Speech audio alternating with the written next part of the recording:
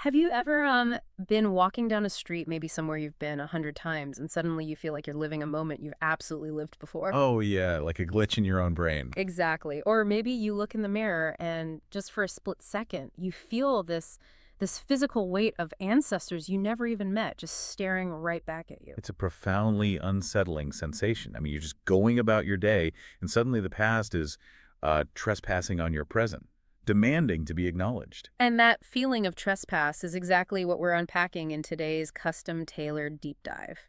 Our mission today is to navigate this truly fascinating, multi-layered manuscript called Loop Vertigo. Such a great title, by the way. It really is. And it's a unique blend of poetry and prose that puts forward this radical idea that history isn't just something, written in dusty textbooks or debated in university halls. Right, it's not just out there in the world. Yeah, it's actively carried in our physical bodies, it's hidden in our family secrets, and it's buried in the literal ground we walk on. It is a complex labyrinth of a text. I mean, it doesn't just stick to one genre or one timeline. It moves rapidly between these deeply personal, intimate family memories and these massive, sweeping colonial histories. Which sounds like a lot. And if that sounds a bit overwhelming to you listening right now, do not worry. You really don't need a history degree for this. No, not at all. We are going to be your guides through this beautiful and frankly, sometimes kind of eerie labyrinth. And I can promise you that by the end of this deep dive, you're going to look at your own family archives and even your own physical body in a completely different way. Yeah, to really grasp what Loop Vertigo is doing, we actually have to bypass the libraries and the global histories at first. Right. We have to start with the most intimate landscape of all. Before we can look at the British Empire or centuries of conquest, we have to look at how history lives right under the skin. The biological record.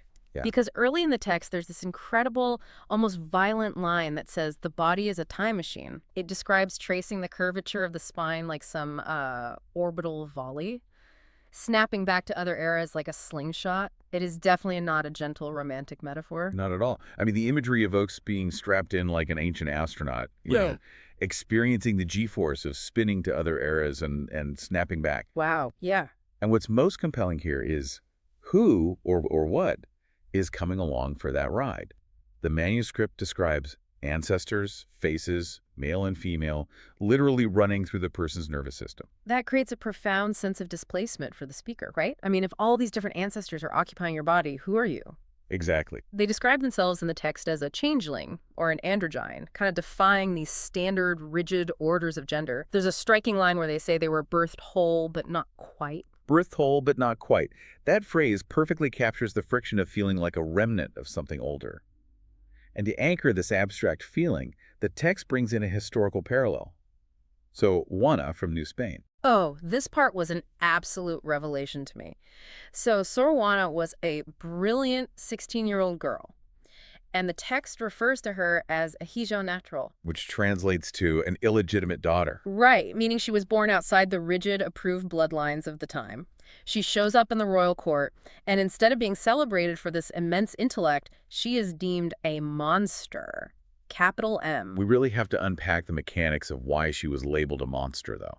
It wasn't because she was actually monstrous. Oh, obviously not. It was because she didn't fit into what the text calls the queenly and kingly designs. I mean, an illegitimate woman possessing formidable reason and scientific curiosity. That threatened the entire structural order of the society. Oh, totally. The text says she was subjected to the surveillance of bodies.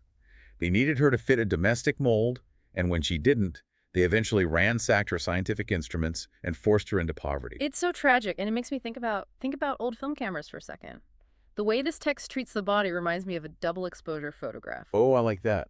You know, when two images are shot on the exact same frame of film, you look at the photo and you see the current self, the modern person, but bleeding through that exact same physical space are the ancestors. Yeah, the historical trauma. Exactly. Sor Juana, the ghosts. Neither image is the ghost. They are both fighting for the same exact borders. I love that visual because in a double exposure, the past and present are forced to share the same physical coordinate. But I want to explore the implications of that. If the body is holding multiple eras at once, the pressure must be immense. Which actually brings up a major point of confusion for me. I want to challenge the core premise here just a bit. Okay, go for it. If the body is a time machine and we're just strapped in while our ancestors' trauma runs through our spine, does that mean we're just passive passengers? Like, are we doomed to just be meat vehicles for history, or is there a way to actually steer the ship? That tension is the central engine of the manuscript. The text does not leave you as a doomed passenger. It offers an escape velocity, so to speak. Mm-hmm. The mechanism to break the loop, it suggests, is kinetic energy, movement. There's a specific poem where the author writes, "You dance out of the fire of your own entry. You are nothing but movement." So physical action disrupts the receiver. Precisely. When the body is static, when it's at rest, it acts as a passive antenna for all this historical weight. The author describes experiencing literal physical symptoms, these strange electrical currents, when walking down a hot, empty street in Bassendean. Just walking down the street. Yeah. They describe feeling like they're being zapped into another dimension. A literal time slip happening in the nervous system. Yes. But the text explicitly notes that when the body is in motion, when it is actively traversing the landscape, it generates its own current. It takes ownership of the space. That makes a lot of sense. But let's be real, the human nervous system can only hold so much, right? Eventually, a spine buckles under the weight of multiple generations. So humans try to externalize the pressure. We try to write history down so we don't have to carry it all inside of us.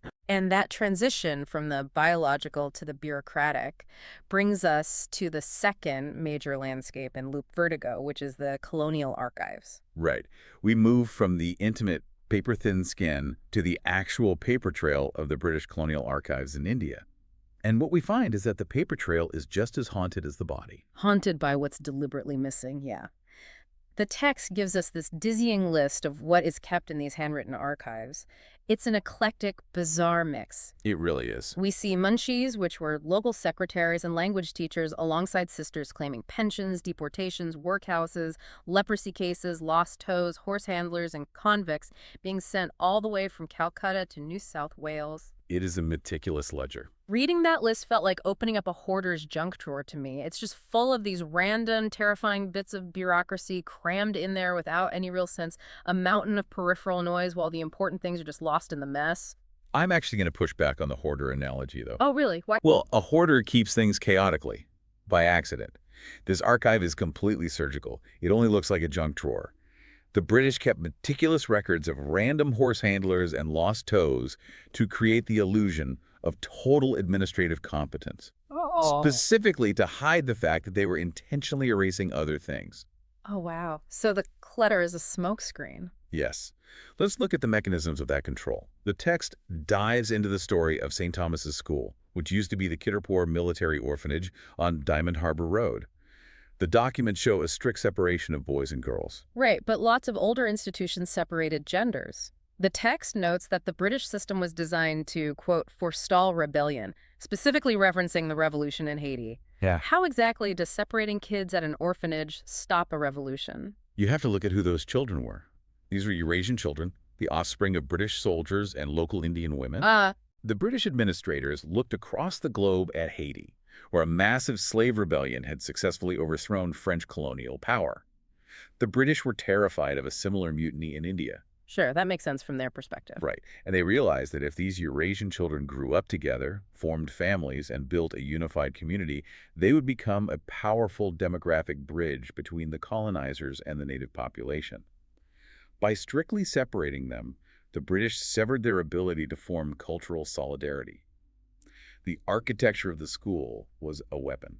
Man, so they were dismantling a potential revolution a generation before it could even happen. That is chilling. Truly chilling. And we see this systemic erasure trickle down into the author's own family tree. The records prominently honor a man named Major Lieutenant Francis J. Grant. Yeah, he's detailed as a marauder from Ireland who redrew borders between India and Burma. The archives have plenty of room for his exploits. But the two women who actually bore his 5 children, they are nowhere to be found. They vanish from the official record completely. And this brings us to one of the most vital lines in the text regarding the family's relationship to these documents. The author writes that the family both knows and refuses The refuse. It's such a brilliant piece of wordplay. Refuses the refuse. The archives dictate who is historically valuable and who is considered garbage or refuse. Exactly. The family internally knows the truth about these erased mothers, but they also participate in the selective memory to survive. They just accept the official story. But there's a fundamental law of physics at play here, you Yeah. know? Pressure requires an outlet. If the official archives surgically erase your existence and your physical body is buckling under the invisible weight, where does the truth go? It can't just It disappear. has to leak somewhere. And in Loop Vertigo, it leaks into the deeply weird, it leaks into the supernatural and the alien. Yeah, when conventional language and official history fail, the narrative vocabulary has to expand. The family supernatural. It starts with these very intimate, unsettling moments of grief. The author talks about their deceased older brother speaking through a switched-off stereo on a radio frequency. A brief, impossible transmission, and then just fading away. And later, when the author is 12 or 13, they experience a terrible weight of inertia and sleep paralysis, a state of total entropy where they are pinned to the bed, unable to sleep or move. Those intrusions escalate with the mother's illness at Fiona Stanley Hospital. She suffers a severe brain hemorrhage. This scene is so haunting. The text describes her at night, speaking in jumbled syntax. But during the day, her voice changes entirely. She starts speaking in the voice of her father. Yeah, completely shifting personas. She's talking vividly about India, about donkeys, and about ayahs, the local nannies and caregivers from the colonial era. And then, when she finally regains coherence, she laughs and tells her child, "That wasn't me." It's the ultimate manifestation of your double exposure idea from earlier. The ancestor literally commandeering the vocal cords of the living. But the text doesn't stop at ghosts. It connects this uncanny experience to literal extraterrestrials. Right. The author writes about loving the alien, taking a cue from David Bowie, and connects it to watching films like The Shape of Water with the mother. Okay, I have to stop you there because I was genuinely baffled reading this part. The text retells the story of the 1994 aerial school UFO incident in Zimbabwe, where roughly 60 school children claimed a silver craft landed, and humanoid figures with large black eyes warned them telepathically about harming the Earth's ecosystems. Yes, the aerial school incident. And the mother just listens to this story totally captivated. Like, are we supposed to take this literally? Are we actually talking about aliens? Or is this just a coping mechanism for a grief that is too massive for normal words? It's a really vital question. Why aliens? The key is in that specific phrase, believing the strangest things, loving the alien. The extraterrestrial is intrinsically linked to the profound alienation the author experienced growing up. Alienation. Okay, connect those dots for me. The author describes growing up in an environment they call the shamelands. They felt fundamentally out of sync with the world around them. There's a visceral memory shared in the text. The author is gifted a pair of pristine white Nike shoes for their 15th birthday. Right, which most kids would love. Exactly. But they just see the white as a void, a symbol of a culture they don't belong to, and they throw them onto the ground in a hot feeling of shame. Or when the author is 16 on Christmas Day and flat out refuses to go to church, declaring they don't believe in God, the text refers to it as an excommunication. Exactly. These moments of being cast out of not fitting the expected mold of whiteness or popularity or religion render the author an alien in their own life. If you feel entirely displaced from human society, the supernatural and the extraterrestrial become your safe harbors. They are the only narratives that welcome the displaced and the weird. That reframes the entire concept for me. The personal alienation is the lens. But the text makes it clear that these ghosts and aliens aren't just floating in the ether, right? They are anchored to very specific physical dirt, places that have been altered or desecrated. Yeah, geography is where all these concepts collide. The landscape itself holds the memory that the colonial archives tried so hard to erase. And nature always fights back against the archive. We see this incredible contrast of locations. First, there's the Westfield swampland from the author's childhood. It was raised, drained, and weakly filled with yellow sand so developers could build suburban houses over it. But the text notes a critical detail. Every time it rained, the area filled up and reverted right back into a swamp. It's the perfect metaphor for ancestral memory. You can pave over a repressed body all you want with yellow sand and bureaucracy, but when the rain comes, the swamp remembers exactly what it is. It always surfaces. Always. And then, cut to the Camperdown Cemetery in Sydney, the author is walking and experiences another literal time slip, suddenly seeing women in stiff collars and long dresses filing past. The veil between eras is incredibly thin in these places. And this geographical haunting ties directly into how the text views time. Time is not a straight, inevitable line. Linear time is an imposition of power.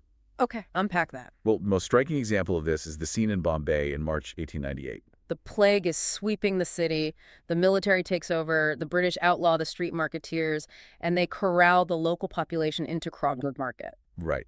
And overseeing this entire quarantine is a massive, imperious clock face. Why focus on the clock, though? Because you have to think about what a clock represents to an empire. Hmm. Before colonization, time in many of these regions was agrarian, seasonal, cyclical, a loop. Oh, wow. Loop vertigo. Exactly. The British show up and impose linear mechanical time. Why? Because linear time is how you measure factory shift work. It's how you calculate compound interest. It's how you levy taxes. The clock is the ultimate mechanism of imperial control. And the locals riot against the Raj officials. The phrase they use for this riot is brilliant. They call it killing time. They are literally shooting at the clock face, trying to destroy the machinery of their oppression. It's such a powerful image. It really is. I want you, the listener, to think about your own calendar right now. Think about how much of your natural biological rhythm you suppress just to meet the demands of the 9 to 5 clock. We impose this rigid, linear order on our own personal swamps. But the author's experience of time is a flooded swamp. The British try to impose a clock, and the people shoot the clock. And the landscape globally continues to resist that neat linear order, whether it's the soot-stained statues of Kolkata that darkly mimic London's Angel, or the stacked domino tombstones at Park Street Cemetery where the dead are impossible to track. Or even the squashed emu on an Australian highway. Yeah, the geography refuses to be categorized. The text calls it a form of desecration. It quotes someone named Rosa who says, "When you walk these lands, you desecrate." Which brings us to the ultimate symbol of disrupted linear time in the text, the Milo tin. Ah, the makeshift time capsule. Yes. The author's deceased brother creates a hodgepodge time capsule in an old Milo tin. It's meant to be a Voyager probe into the future, set to be opened 50 years later. But it doesn't survive 50 years. No. After just 2 years, the grief is too heavy, and the family smashes it open with an axe. The urgency of human loss just cannot wait half a century for a scheduled reveal. And inside, it's already rusted. They find tapes of the brother's teenage voice sparring with his siblings, talking about how only boring people get bored. It's a beautiful, tragic interruption. The neat 50-year linear plan is entirely destroyed by the chaotic reality of sudden death. Pulling all these threads together, what Loop Vertigo demonstrates is that history is not a closed chapter behind us. It is a dizzying, continuous loop. Yes, through the physical body carrying ancestral trauma, through the surgical erasures of the colonial archive, through the supernatural safety of alienation, and through the swampy geography that refuses to stay buried, history is a pressure cooker, constantly venting into the present. It's a massive amount to process, but it fundamentally shifts how you see the world. And it reminds me of a poem near the beginning of the text called Aging in Reverse. The speaker looks in the mirror, looks at their skin, and describes seeing earlier versions of themselves. They refer to their skin as so many drafts unwritten. A canvas of possibilities that the archives tried to ignore. So many drafts unwritten. I want to leave you with a thought to mull over today, taking this idea out of the 1800s and right into your pocket. Look at your own digital footprint right now, your social media profiles, the photos you choose to post, and more importantly, the ones you immediately delete. Yeah, that's a great point. In a way, you are acting as your own colonial archive. You are surgically deciding what the future will see. What parts of your messy, real, swampy reality are you intentionally erasing to create a neat, acceptable timeline? Which parts of you are the official archive, and what are you hiding in the unwritten drafts? Because no matter how much digital sand you pour over it, the true, weird, alien parts of your history are just a rainstorm away from surfacing.